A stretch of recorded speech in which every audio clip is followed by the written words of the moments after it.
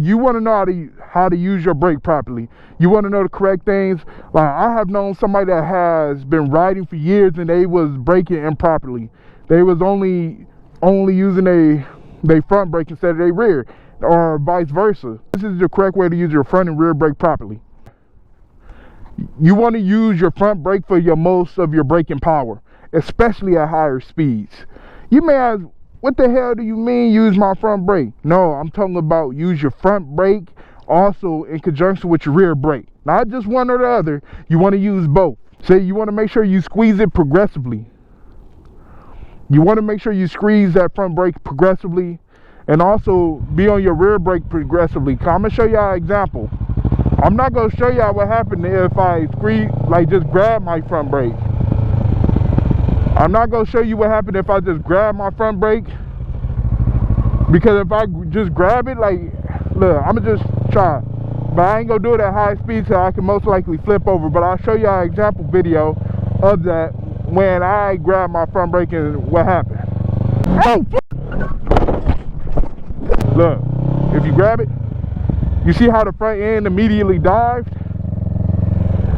It's like my body wanted to go over the bike. So if you don't progressively grab the brake, which progressively is like this, for example. Look, you want to just, it's like, how can I show y'all? You want to go like this, not like this. You know what I'm saying? You want to progressively, slowly. You know what I'm saying? But like the more you practice like emergency braking, the more you'll get used to that progressive aspect of things. And also you even want to do the same thing. You want to do the same thing with your rear brake as well, progressively. You don't want to just overload the brake like by hitting it so quick. Cause I'm gonna show y'all what happened if you hit the rear brake hard and not progressively. Y'all see that? When I hit the rear brake and I hold the clutches to give y'all more of an exaggerated of what will happen. So like pretty much when I hit the clutch and showed y'all the bike lost all power to the rear wheel, so the rear brake, the rear wheel locked up. So you want to avoid that, especially. Look, you see how, like, I don't know if y'all can tell, like the rear end wanted to slide from under me. It went to the right. I'm gonna show y'all one more time. But I'm gonna lean the bike over. I'm gonna lean the bike in one direction. Cause say if I'm trying to avoid an accident, right? It's an accident in front of me, and I hit the rear brake. Look, you see how the whole bike went in one direction. I hit the rear brake and the whole bike went in one direction. You won't expect that. So guess what happened? You will most likely fall over and low side. I've seen it happen way too many times. Somebody trying to avoid an accident, they either grab too much front brake or they hit the rear brake a lot, and that rear wheel start to wiggle from under them. And guess what? Now I see the bike sliding. So the balance between the front and rear brake is about 70-30. You know what I'm saying? 70% front brake, 30% rear brake. You don't want to attempt to use the rear brake for all your stopping power, because that you'll be in a lot of cases. And mind you, my bike don't have ABS. You know what I'm saying? So ABS assists people on that, but I feel like for me, having a non-ABS bike has helped me learn how to brake properly. You know what I'm saying? Because like, I'm not saying nothing wrong. It ain't nothing wrong with having ABS, but ABS, I feel like it handicaps you on actually learning the proper method of actually braking. Because, for example, if your bike have ABS and you try to ride somebody that has non-ABS, you most likely will be messing up the properly braking and how to properly do things, because you've been helped with aids the entire time. Ain't nothing wrong with that, like I said. Number two, you want to use your rear brake for stability and not stopping power.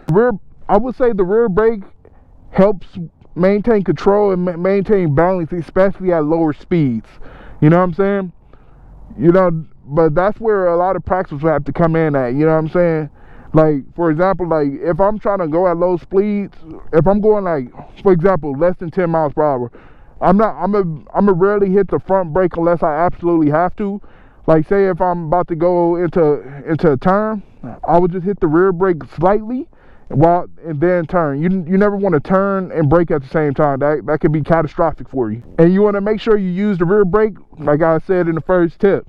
You want to make sure you use it lightly to avoid skidding. And I showed y'all an example of the skidding, and I'll include another one right here.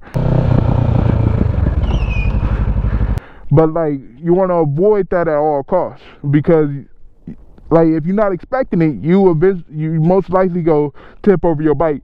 But like, I would say I'm slightly experiencing that because I practice like losing the rear end all the time. So like, I know how to control it better than, say, example, my first day riding. If I would have did that, I could have been in a lot of danger. Number 3, practice progressive braking. Progressively braking. You want to grab them. Look, progressive. Look, come to a nice smooth stop. You see how that was nice and smooth? Progressive braking. You want to make sure you practice progressive braking. Nice, smooth stop. No skidding, no jerking, no front end dive, or nothing. But I'm gonna do it. I'm gonna grab it.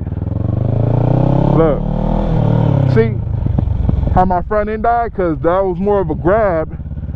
That was more of a grab than actually doing it progressively.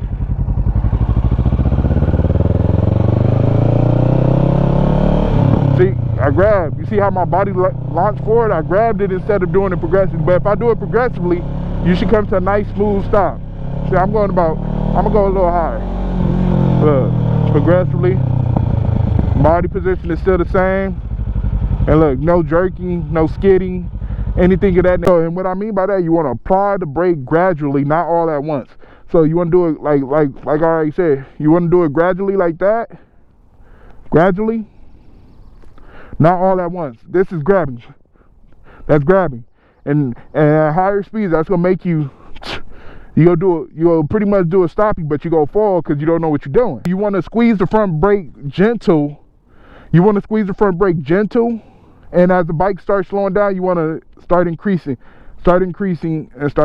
more and more and more until eventually you come to a complete stop. So number 4, you want to keep your body position balanced.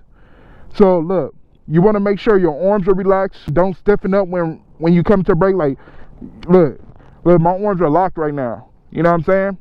You want to make sure you relax it. You know what I'm saying? And you don't want to stiffen up.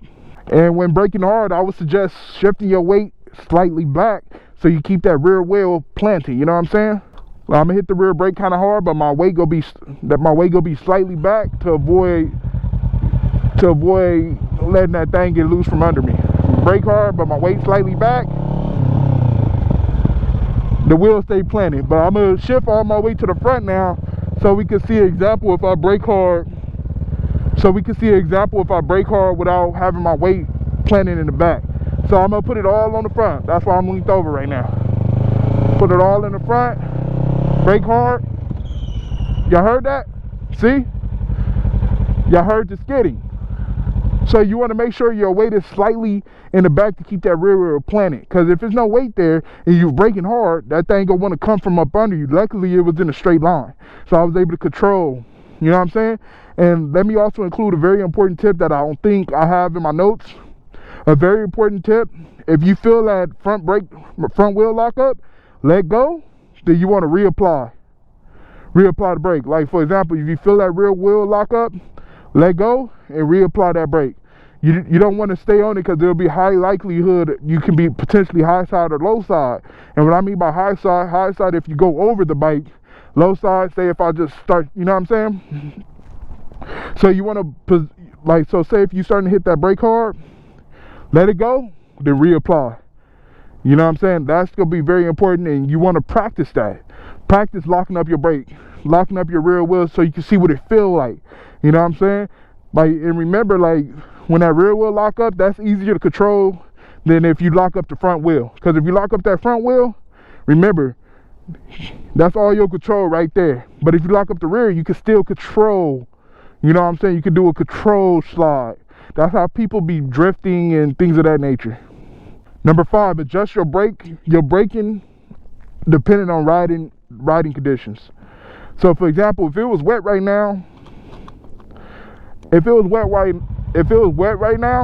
and I'm sitting there going, and I still brake as hard as I do, what you think gonna happen? What you think gonna happen if it was wet? It'll be a high likelihood of me sliding out. So that's why you want to make sure you adjust it based on your riding conditions. You never want to keep it the exact same.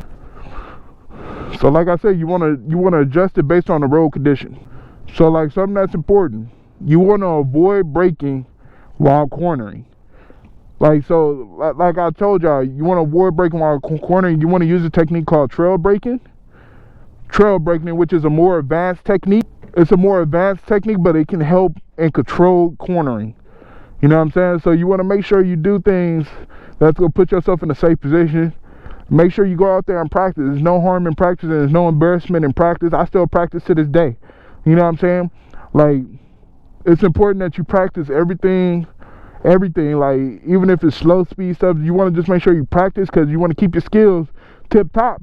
You know what I'm saying? Because you got to remember, only two wheels are keeping us planted to this road. You know what I'm saying? Unless you're hitting a wheelie, but you shouldn't do a wheelie on a road, like on a public roadway. But that's besides the point.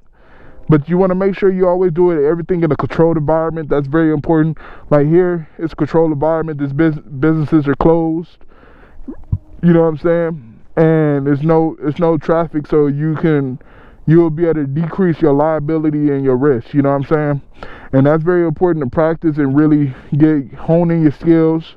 And I ain't gonna lie, I'm being a professional yapper, but I just want to express that safety is the main important thing. You know, if you find any enjoyment from the tip that I gave you, make sure you leave a like, and make sure you just share your experience down below. I really love engaging with you guys' comments.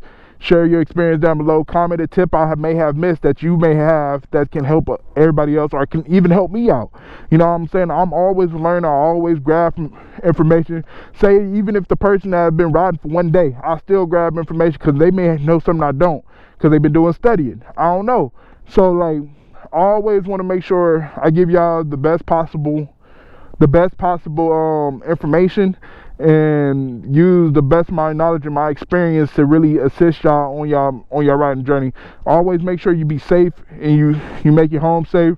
Ride safe, not reckless. You know what I'm saying? And 99% of y'all are not subscribed currently. What's up? What's up with that? 99% of y'all not subscribed. Let's go ahead and change that. Let's get 50-50 at least. You know what I'm saying? But make sure y'all stay up and stay blessed.